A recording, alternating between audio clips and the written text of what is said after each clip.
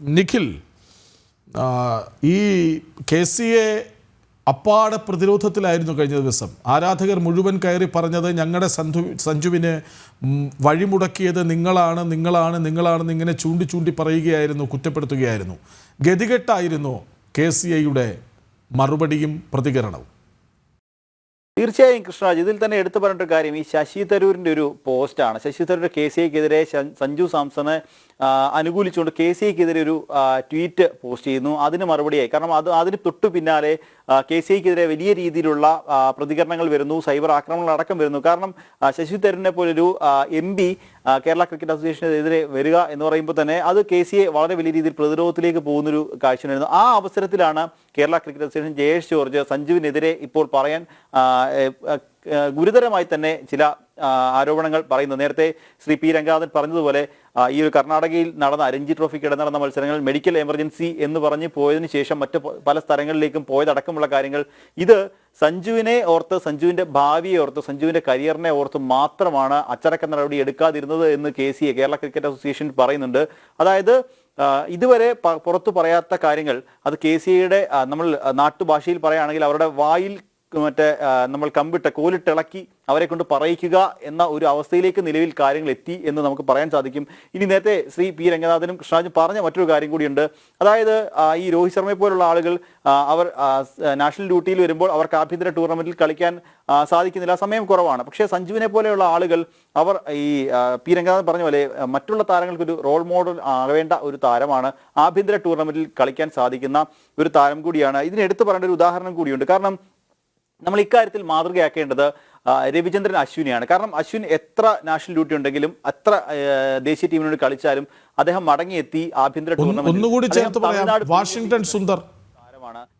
അദ്ദേഹം ആഭ്യന്തര ക്രിക്കറ്റിലേക്ക് ഇന്ത്യൻ കുപ്പായത്തിൽ കളിച്ച് മികവ് പുലർത്തിയതിൻ്റെ പിറ്റേന്ന് വന്ന് കളിച്ച വാർത്ത നമ്മൾ വായിച്ചിട്ട് അധിക നാളൊന്നും ആയിട്ടില്ല. എന്തിന് ശ്രീശാന്ത് നമ്മുടെ ഓണ ഇൻ്റർവ്യൂവിൽ പറഞ്ഞു, വേൾഡ് കപ്പ് നേടി നാട്ടിലെത്തിയിട്ട് ആദ്യം പോയത് ടെന്നീസ് ബോൾ ക്രിക്കറ്റിൽ കളിക്കാനാണ് കൂട്ടുകാർക്കൊപ്പമെന്ന്.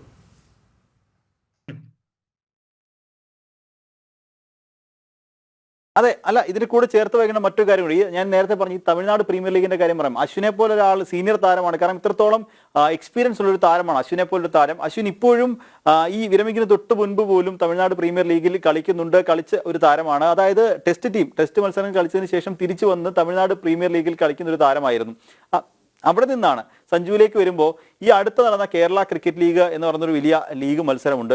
സഞ്ജു സാംസനെ സംബന്ധിച്ച് സഞ്ജുവിന് യുവതാരങ്ങൾക്ക് മാതൃകയാകാൻ കഴിയുന്ന ഒരു താരമാണ്. സഞ്ജുവിന് ഈ കേരളത്തിൽ ഇവിടെ ഉണ്ടായിരുന്നിട്ട് പോലും സഞ്ജു കേരള ഏതെങ്കിലും ഒരു ടീമിന്റെ ഭാഗമാവുക എന്ന് പറഞ്ഞാൽ അത് യുവതാരങ്ങൾക്ക് നൽകുന്ന ഒരു പ്രചോദനം, അത് നൽകുന്ന ആത്മവിശ്വാസം വളരെ വലുതായി മാറും. കാരണം സഞ്ജുവിനെ പോലൊരു താരം ഏതെങ്കിലും ഒരു ടീമിന്റെ ഭാഗമാകുമ്പോൾ ഒന്ന് സഞ്ജുവിന്റെ ഒരു ഇന്റർനാഷണൽ എക്സ്പീരിയൻസ്, അത് കൂടെയുള്ള താരങ്ങൾക്ക്, എതിർ കളിക്കുന്ന താരങ്ങൾക്ക് അത് കൂടുതൽ അവർക്ക് ആത്മവിശ്വാസം നൽകും. ഈ ഒരു എക്സ്പീരിയൻസ് ബാക്കിയുള്ള താരങ്ങൾക്കും കൂടി പകർന്നു കിട്ടും എന്നൊരു അവസരമുണ്ട്. അപ്പോൾ ഈ അശ്വിൻ ഈ ആഭ്യന്തര ടൂർണമെന്റിലും ഒപ്പം തന്നെ ഈ തമിഴ്നാട് പ്രീമിയർ ലീഗിലൊക്കെ കളിക്കുന്നത് പോലെ തന്നെ സഞ്ജു സാംസണും വേണമെങ്കിൽ ഇവിടെ വന്ന് നമ്മളുടെ രഞ്ജി ട്രോഫിക്കും വിജയ് ഹസാരയ്ക്കും ഒക്കെ പുറമെ ഈ കേരള ക്രിക്കറ്റ് ലീഗിൽ അടക്കം കളിക്കുകയായിരുന്നെങ്കിൽ, ഒന്ന് സഞ്ജു സാംസൺ കളിക്കുമ്പോൾ ആ ഒരു ലീഗിന്റെ നിലവാരം കുറച്ചുകൂടി ഉയരും. കാരണം ഇപ്പോൾ കളിക്കുന്നത് മുഴുവൻ യുവ താരങ്ങളാണ്. IPL കളിച്ച എക്സ്പീരിയൻസ് ഉള്ള 2-3 താരങ്ങൾ, വിഷ്ണു വിനോദിനെ പോലെയുള്ള താരങ്ങൾ, അങ്ങനെ ചില താരങ്ങൾ മാത്രമാണുള്ളത്. ഒപ്പം തന്നെ ബേസിൽ തമ്പിയെ പോലുള്ള ചില താരങ്ങൾ മാത്രമാണ് ഈ ഒരു IPL കളിച്ച് എക്സ്പീരിയൻസ് ഉള്ള കുറച്ചെങ്കിലും എക്സ്പീരിയൻസ് ഉള്ള താരങ്ങൾ. ബാക്കിയൊക്കെ യുവ താരങ്ങളാണ്.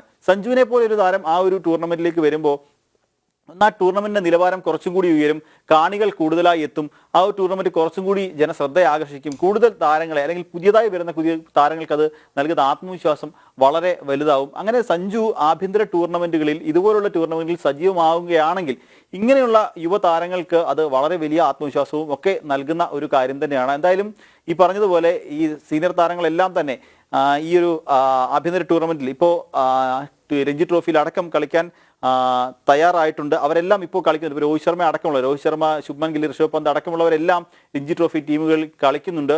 ഇതിനോടൊപ്പം ചേർത്ത് വായിക്കേണ്ട മറ്റൊരു കാര്യം കൂടിയുണ്ട്. ഇന്നലെ ഈ ടീം പ്രഖ്യാപന വേളയിൽ അജിത് അഗാർക്കർ പറഞ്ഞൊരു കാര്യമുണ്ട്. അതായത് 700 മുകളിൽ ആവറേജ് ഉള്ള നിരവധി യുവ താരങ്ങൾ നമ്മളുടെ മുന്നിലുണ്ട്.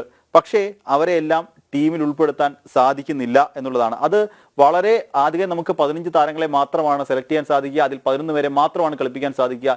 700 മുകളിൽ ആവറേജ് ഉള്ള അതിൽ കൂടുതൽ താരങ്ങൾ നിലവിൽ നമ്മുടെ രാജ്യത്തുണ്ട്. നേരത്തെ ശ്രീ രംഗനാഥൻ പറഞ്ഞ ഒരു കാര്യം കൂടിയുണ്ട്, അതായത് 2, 3, 4 ക്രിക്കറ്റ് ടീമുകൾ ഇറക്കാൻ സാധിക്കുന്ന ഒരു ടീം ആളുകൾ നിലവിൽ ബെഞ്ച് സ്ട്രെങ്ത് ഇന്ത്യയിലുണ്ട്. നമ്മൾ 2020 എടുത്ത് നോക്കിയാൽ അറിയാം, ഇന്ത്യയുടെ 2020 ടീം എന്ന് പറഞ്ഞാൽ രോഹിത് ശർമ്മയും വിരാട് കോഹ്ലിയും അടക്കമുള്ള താരങ്ങൾ ഇല്ലെങ്കിൽ പോലും ശക്തമായൊരു 2020 ടീം ഇന്ത്യക്കുണ്ട്.